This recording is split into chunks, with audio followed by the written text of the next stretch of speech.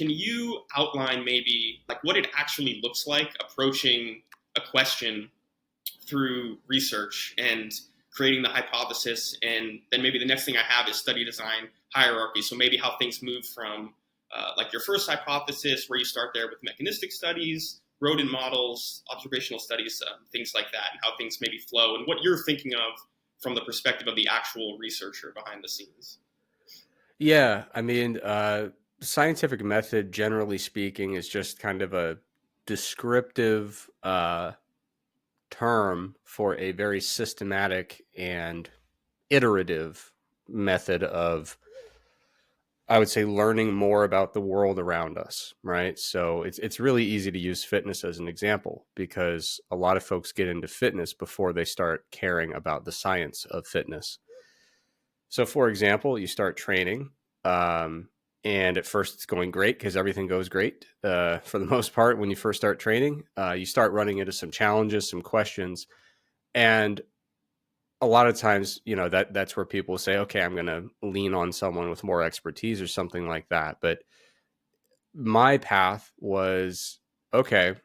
I have run into some challenges, some questions, things like that, and I asked three people I trust, and all three gave me different answers, right?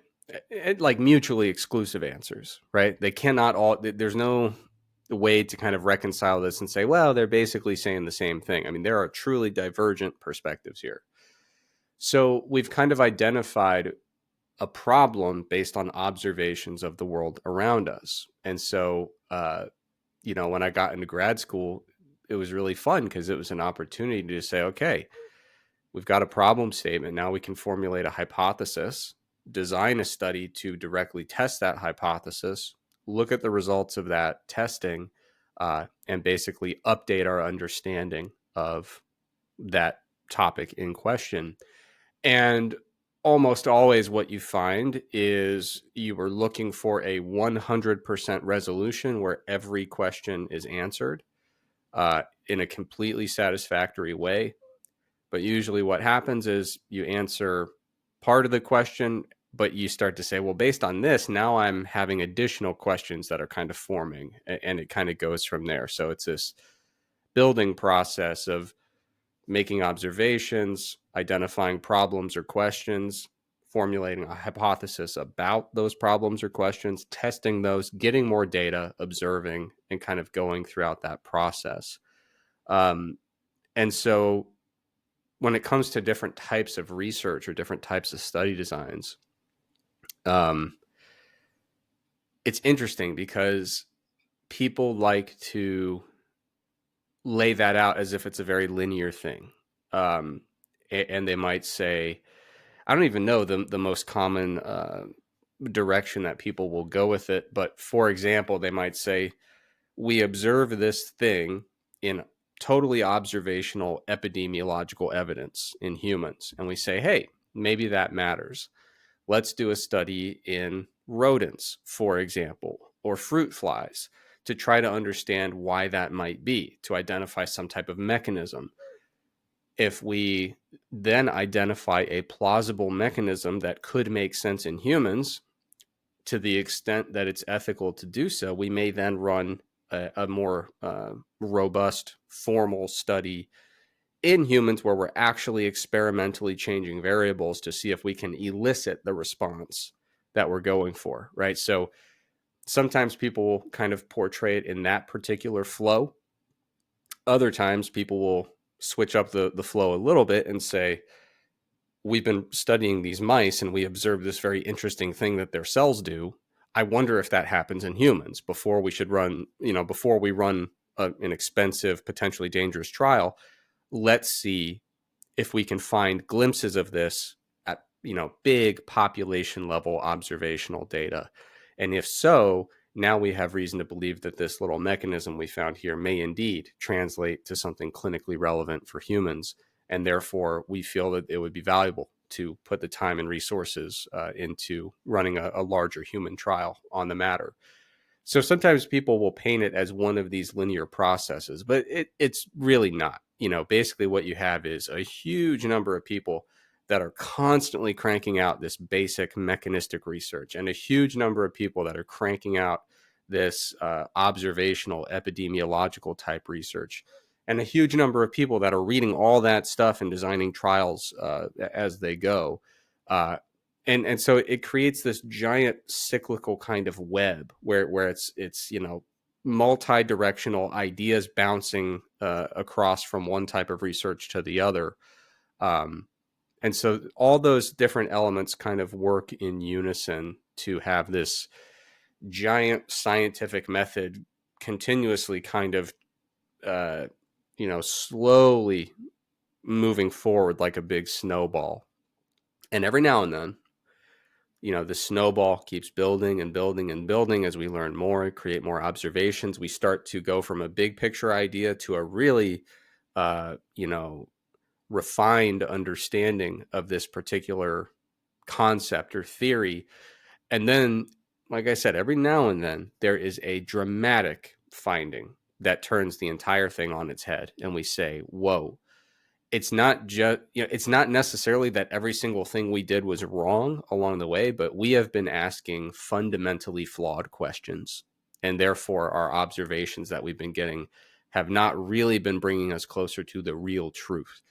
And the term people use for that type of finding is, they often say it's paradigm shifting. It basically says, hey, we were going down this trajectory and we really thought we were developing a good understanding, but we need to slam on the brakes because of this new finding. Once we do some replication, confirm that it's actually a legitimate finding, but this really does change everything. And we really need to kind of start from square one with this new working model, this new understanding of how things work.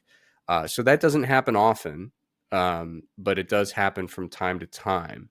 And when it happens in like the field of physics, for example, it's like earth shattering. It's like, hey, we discovered like a new force or something.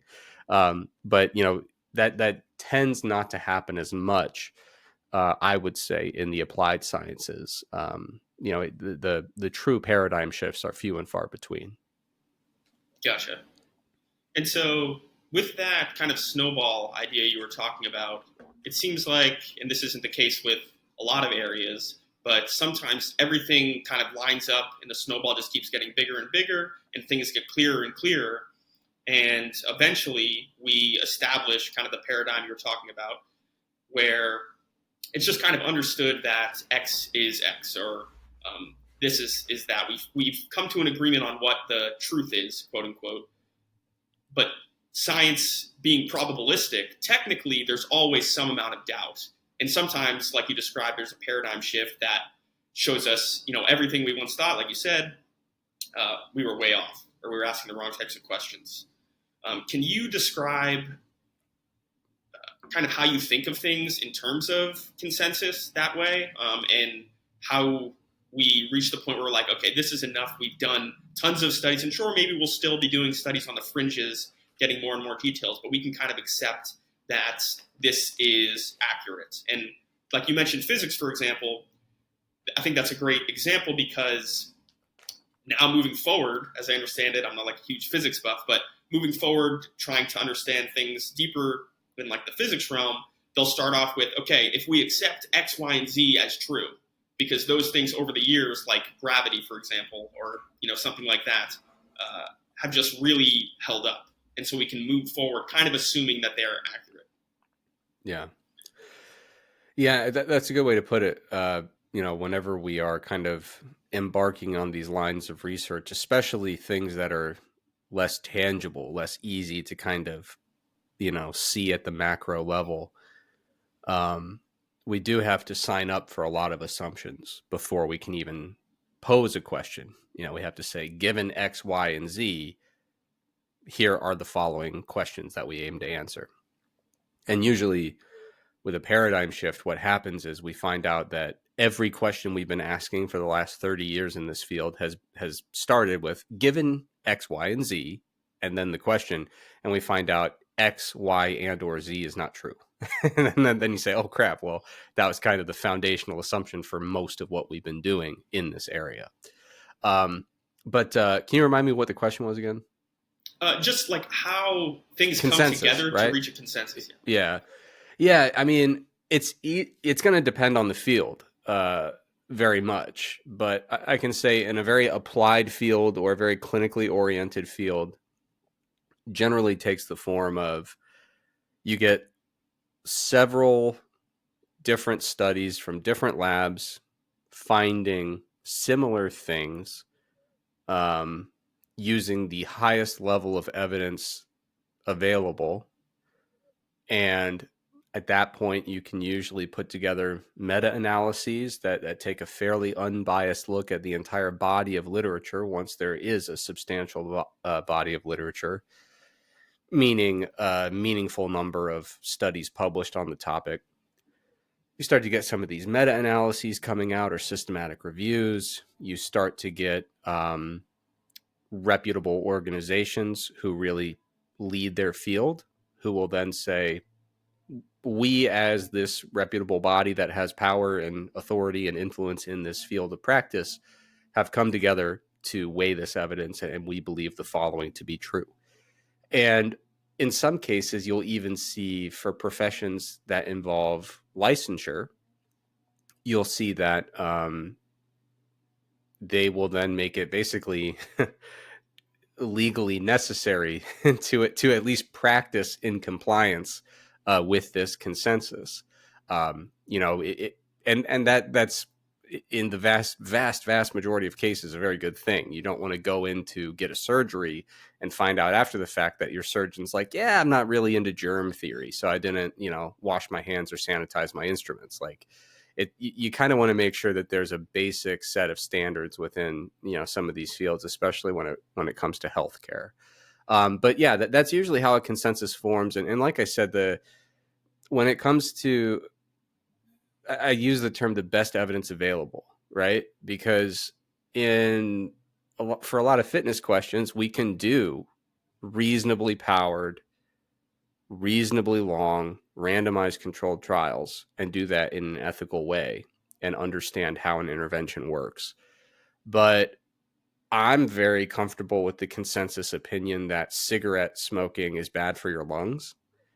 You're not going to get a lot of randomized controlled trials that kind of play that out over decades, but I think the preponderance of the evidence by far would indicate that you dramatically increase your risk of lung cancer, emphysema, a variety of lung conditions by smoking, particularly smoking large amounts over long durations of time, right? But the level of evidence or the type of evidence used there is inherently going to be different, because it's unethical to say we believe that this is going to have a severe impact on your longevity and health. How would you like to flip a coin and figure out if you're in the cigarette group or not? It's just not something you can do.